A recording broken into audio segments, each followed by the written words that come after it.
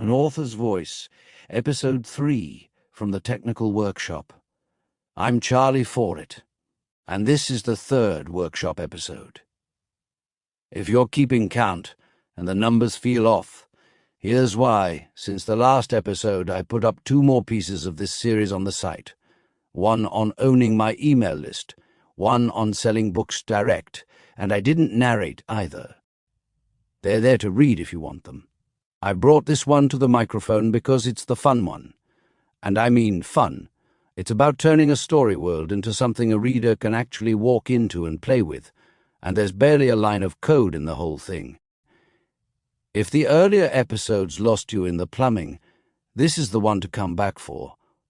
And if you came to this show for craft, it might be the most craft-relevant workshop episode yet, because it's world-building a reader can hold in their hands.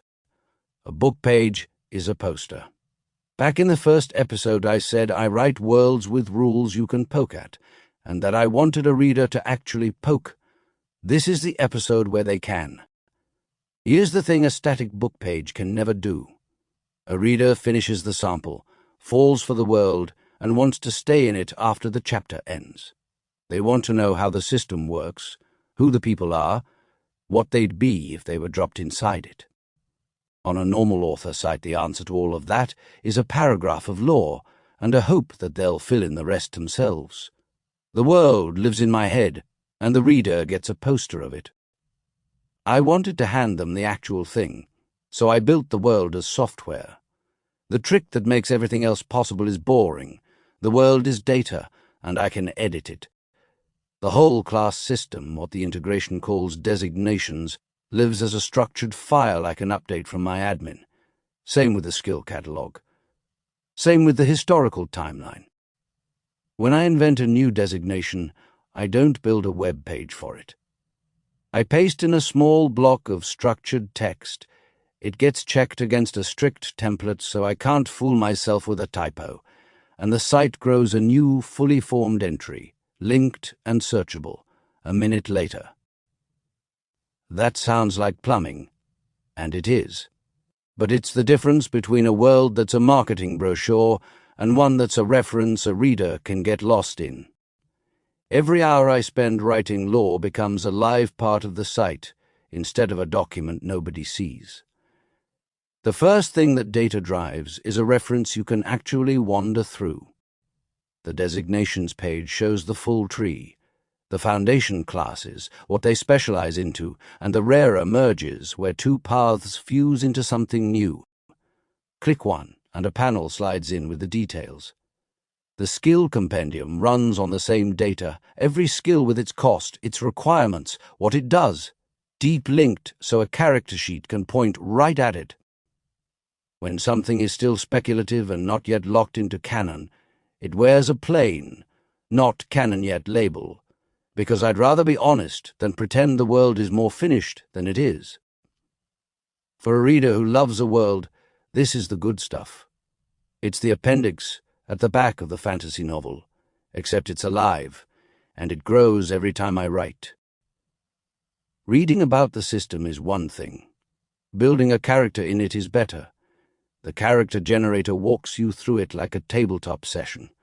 It rolls your stats, hands you a pool of points to spend, and as you move those points around it shows you live, which designations you'd actually qualify for. Pick your foundation from the ones you're eligible for, give the character a name and a 2-line backstory, and it renders a clean, printable sheet you can take to an actual game table. Members and patrons can pull down blank and fillable versions to run their own. The whole thing reacts as you go. No page reloads, no separate app, because it runs on the same live pages I talked about in the first episode. That was the entire reason I picked this stack. A character builder is exactly the kind of thing that would normally need a pile of front-end JavaScript, and here it's just the site doing its job. One honest detail I like, the public generator never saves anything. The character exists only while your tab is open. Close it and it's gone. No account, no database row, no data of yours for me to keep or lose. You're borrowing the machine for a minute, and it forgets you the second you leave. The most click-it thing I've built asks you a handful of questions and then tells you which of the Foundation classes you'd be. The designation quiz is the front door to all of it. It's the lowest effort way into the world. No rolling, no point spending, just answer honestly and get sorted. And it's the best sign-up magnet I have, because the result is something people actually want and actually share. This is where the newsletter rewards I built earlier pay off. Take the quiz, and your result can arrive in your inbox, along with a way to go deeper. The world does the selling. I just built the door and stepped back. The last piece wires the world back into the reading itself. Open a story or a serial chapter, and the cast is right there in a panel you can expand, each character with a real dossier, stat bars filling from their baseline, portraits, the works. You're reading a scene, and you can glance sideways at exactly who's in it and what they can do, and I can spin any character I've built in the admin into one of those dossiers as a draft.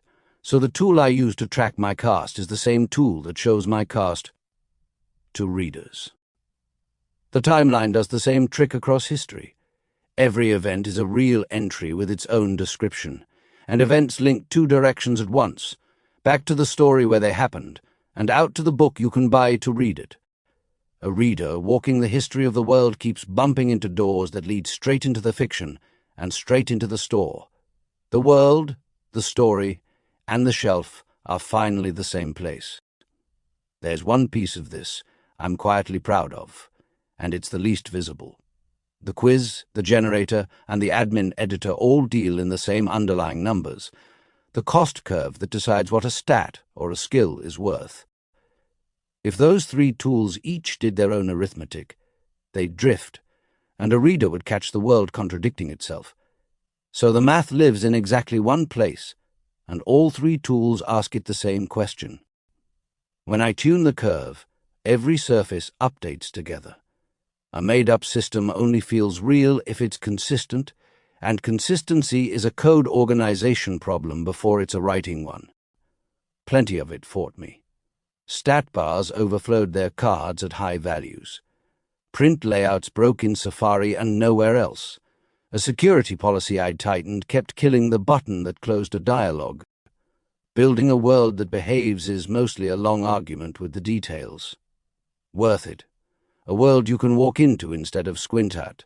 Take the quiz and find out who you'd be. Browse the classes and skills like a manual. Roll a character and print the sheet. Read a chapter and meet the cast without leaving the page.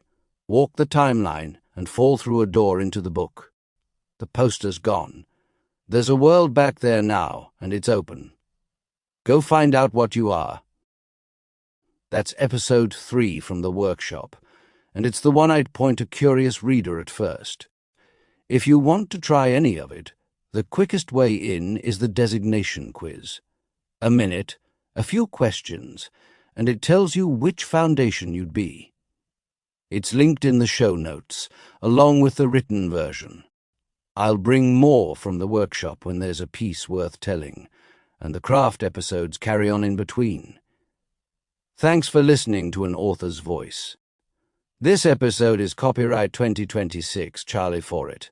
All rights reserved.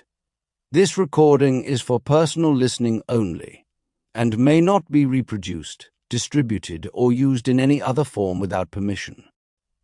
Voices in the recording provided by Speechify. If you'd like to share it, send someone the link. That works fine.